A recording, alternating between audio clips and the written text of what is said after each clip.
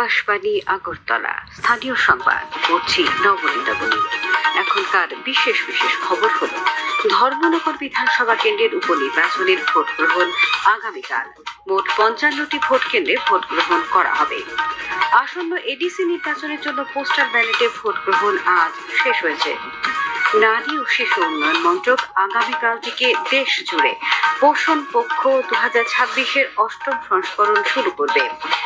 Tripura cricket association পরিচালিত সমীরণ চক্রবর্তী স্মৃতি ঘরোয়া টি-20 ক্রিকেট প্রতিযোগিতা আজ থেকে শুরু হয়েছে।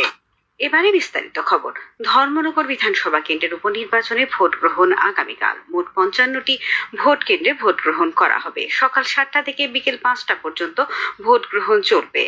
অবাধ ও সুষ্ঠুভাবে ভোট গ্রহণ সম্পন্ন করার জন্য রাজ্য নির্বাচন দপ্তরের পক্ষ থেকে প্রয়োজনীয় সব ধরনের ব্যবস্থা গ্রহণ করা হয়েছে। রিটার্নিং অফিসার দেবযানী চৌধুরী জানিয়েছেন, কড়া নিরাপত্তার মধ্য দিয়ে ভোটকর্মীরা ইতিমধ্যেই ভোট সামগ্রী নিয়ে নিজ নিজ ভোট কেন্দ্রে পৌঁছে গেছেন। প্রতিটি ভোট কেন্দ্রে কেন্দ্রীয় নিরাপত্তা বাহিনী মোতায়েন করা হয়েছে। এই উপনির্বাচনে প্রতিদ্বন্দ্বিতা রয়েছেন মোট 6 জন প্রার্থী। তারা হলেন বিজেপির জহর চক্রবর্তী, জাতীয় কংগ্রেসের চয়ন ভট্টাচার্য, সিপিআইএম এর অমিতাভ দত্ত, আমরা বাঙালি দলের বিভাস রঞ্জন দাস, SUCI এর সঞ্জয় চৌধুরী এবং নির্দল প্রার্থী ব্রজলাল দেবনাথ। ধর্মনগর বিধানসভা কেন্দ্রের মোট ভোটার রয়েছেন 46,142 জন। এক্ষেত্রে উল্লেখযোগ্য বিষয় হলো, এই আসনে পুরুষ ভোটারের তুলনায় মহিলা ভোটারের সংখ্যা বেশি। ধর্মনগর বিধানসভা কেন্দ্রে মহিলা ভোটার 23,758 জন এবং পুরুষ ভোটার 22,384 জন। সার্ভিস ভোটার রয়েছেন 91 জন। এই উপনির্বাচনে মোট 55টি ভোট কেন্দ্রের মধ্যে আদর্শ ভোট কেন্দ্র রয়েছে 11টি, মহিলা পরিচালিত ভোট কেন্দ্র 11টি, দিব্যাঙ্গজন পরিচালিত ভোট কেন্দ্র 2টি, তাছাড়া যুব পরিচালিত ভোট গ্রহণ কেন্দ্র রয়েছে 2টি। আসন্ন এডিসি নির্বাচনের জন্য পোস্টাল ব্যালটে ভোট গ্রহণ আজ শেষ হয়েছে। পোস্টাল ব্যালটে ভোটদাতা ছিলেন 10,000-এরও বেশি। গতকাল থেকে পোস্টাল ব্যালটে ভোটদান শুরু হয়েছিল। রাজ্যের 16টি মহকুমায় ফেসিলিটেশন সেন্টারে পোস্টাল ব্যালটে ভোটদান করা হয়। রাজ্য নির্বাচন কমিশনের সচিব অনুরাগ সেন আজ এই খবর জানিয়েছেন। তিনি জানান, আগামী 12ই এপ্রিল এডিসির 28টি আসনে ভোট গ্রহণ ও আগামী 17ই এপ্রিল ভোট গণনা করা হবে। মুখ্যমন্ত্রী অধ্যাপক ডাক্তার মানিক সাহা এডিসি নির্বাচনের প্রচারে আজ বোজজংনগর, ওয়াকিনগর, সিমনা, তমাগাড়ি, জিরানিয়া এবং মান্দাইনগর পুলিনপুর আসনে রোড শোয়ে অংশগ্রহণ করেন।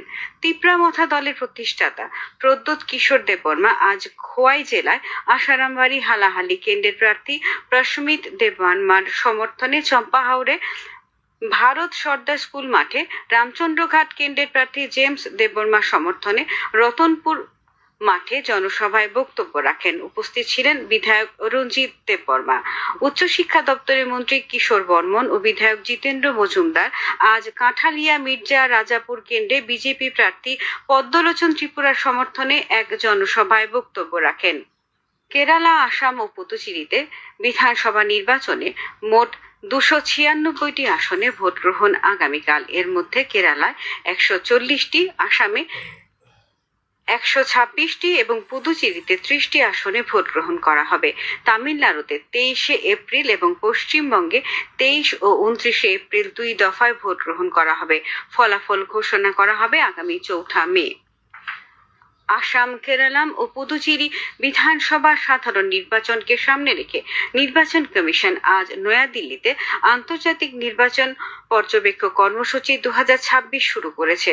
মুখ্য নির্বাচন কমিশনার জ্ঞানেশ কুমার, নির্বাচন কমিশনার ডক্টর SS সান্ধু এবং ডক্টর বিবেক যোশী আজ India international institute for democracy and election management কর্মসূচির উদ্বোধন করেন। উদ্বোধনী ভাষণে মুখ্য নির্বাচন কমিশনার জ্ঞানেশ কুমার বলেন, ভারতে নির্বাচনকে গণতন্ত্রের উৎসব হিসেবে বিবেচনা করে তা নিশ্চিত করতে নির্বাচন কমিশন মিশন মোডে কাজ করছে। প্রথম পর্যায়ে এই কর্মসূচির প্রতিনিধিরা 8 ও 9 এপ্রিল আসাম, কেরালাম ও পুদুচেরি সফর করবেন।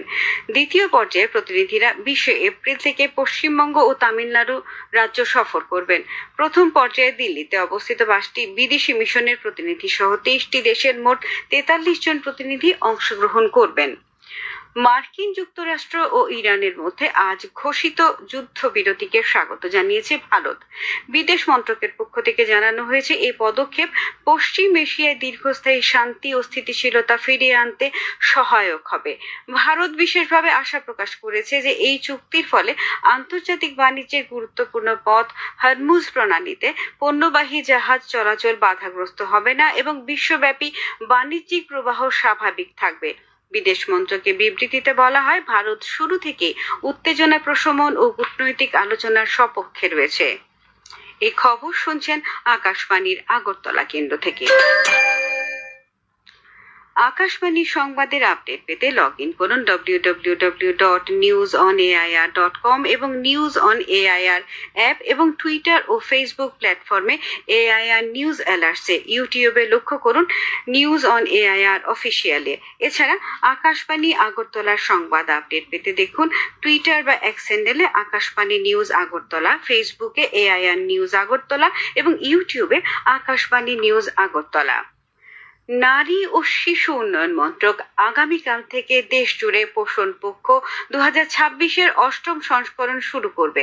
পুষ্টির গুরুত্ব তুলে ধরে প্রধানমন্ত্রী নরেন্দ্র মোদী বলেছেন, একটি সুপুষ্ট শিশুই একটি শক্তিশালী জাতির ভিত্তি। তিনি বলেন, পোষণ অভিযান শুধু একটি সরকারি কর্মসূচি নয়, বরং প্রতিটি মা ও শিশুর জন্য সামগ্রিক পুষ্টি নিশ্চিত করার একটি গণ আন্দোলন। পোষণ পক্ষের মূল বিষয় হলো জীবনের প্রথম 6 বছরে মস্তিষ্কের বিকাশকে সর্বোচ্চ করা। শৈশবকাল, বিশেষ করে প্রথম 1000 দিন মস্তিষ্কের বিকাশ, শারীরিক বৃদ্ধি এবং সার্বিক সুস্থতার জন্য অত্যন্ত গুরুত্বপূর্ণ। বৈজ্ঞানিক প্রমাণ অনুযায়ী 6 বছর বয়সের মধ্যে মস্তিষ্কের 85%-এরও বেশি বিকাশ ঘটে, যা সর্বোত্তম পুষ্টি, সংবেদনশীল যত্ন এবং শৈশবে শেখার গুরুত্বকে তুলে ধরে।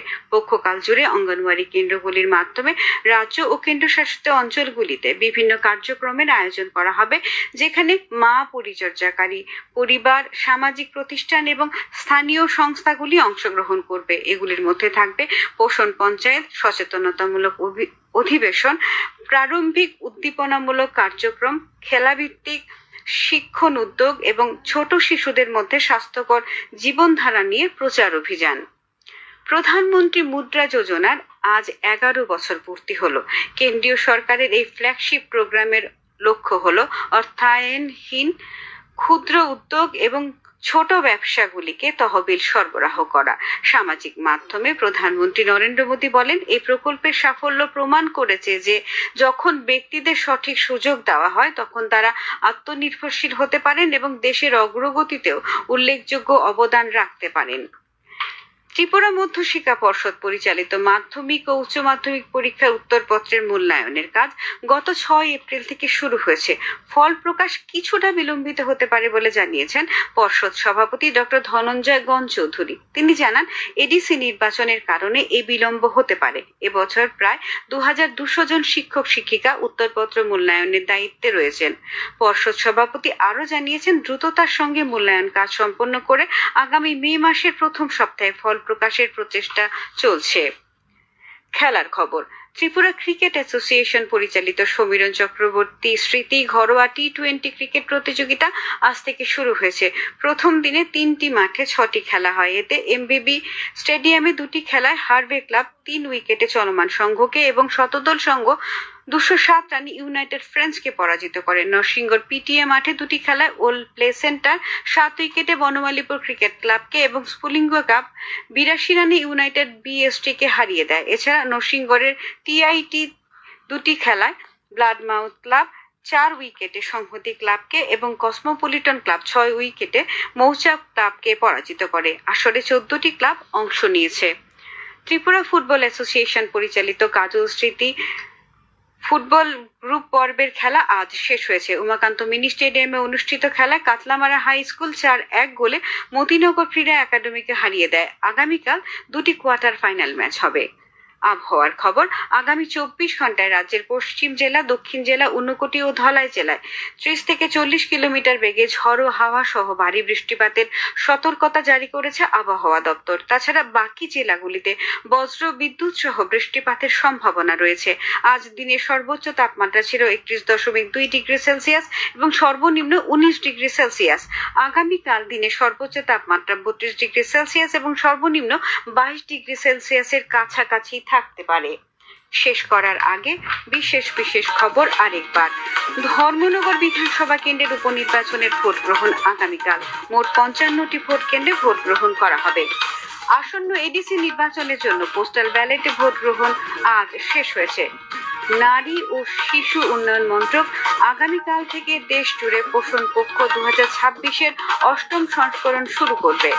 ত্রিপুরা ক্রিকেট অ্যাসোসিয়েশন পরিচালিত সমীরণ চক্রবর্তী স্মৃতি ঘরোয়া টি20 ক্রিকেট প্রতিযোগিতা আজ থেকে শুরু হয়েছে। স্থানীয় সংবাদ আজকের মতো এখানেই শেষ হলো। পরবর্তী বাংলা স্থানীয় সংবাদ প্রচারিত হবে আগামীকাল সকাল 7:35 মিনিটে।